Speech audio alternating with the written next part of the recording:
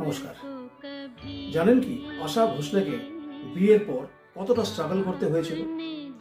দিদি লতা মঙ্গেশকরের ছায়ায় বড় হওয়া সেই মেয়েটা কেবল গানই ভালোবাসত, কিন্তু 16 বছর বয়সে সেই মেয়েটাই করে বসলেন এক মারাত্মক ভুল। পরিবারের অমতে নিজের দিদির সেক্রেটারি 31 বছরের গণপত রাওকে বিয়ে করে ঘর ছাড়লেন আশা। ভেবেছিলেন সুখের সংসার হবে, কিন্তু নিয়তি লিখেছিল অন্য গল্প। শ্বশুরবাড়িতে জুটল অবর্ণনীয় লাঞ্ছনা।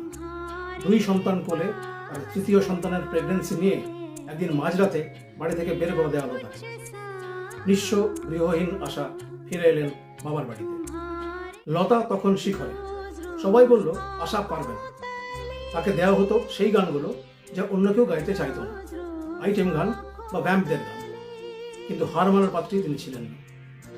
ওপি নাইয়ার আর আর.ডি. বর্মন তার গলার ধার চিনেছিলেন। আও হুজুর তুমকো থেকে দম মারো দম আশা প্রমাণ করলেন তিনি কেবল লতার বোন নন, তিনি নিজেই এক অগ্নিকন্যা। এক পরিত্যক্ত মা থেকে সুরের সম্রাজ্ঞী হয়ে ওঠার নামই হলো আশা ভোসলে। যে জীবন তাকে ভেঙে দিতে চেয়েছিল, সেই জীবনকেই তিনি জয় করেছেন তার কণ্ঠ দিয়ে। আশা ভোসলের কোন গানটি আপনার সবচেয়ে প্রিয়? কমেন্টে জানান। দেখা হবে পরের ভিডিওতে।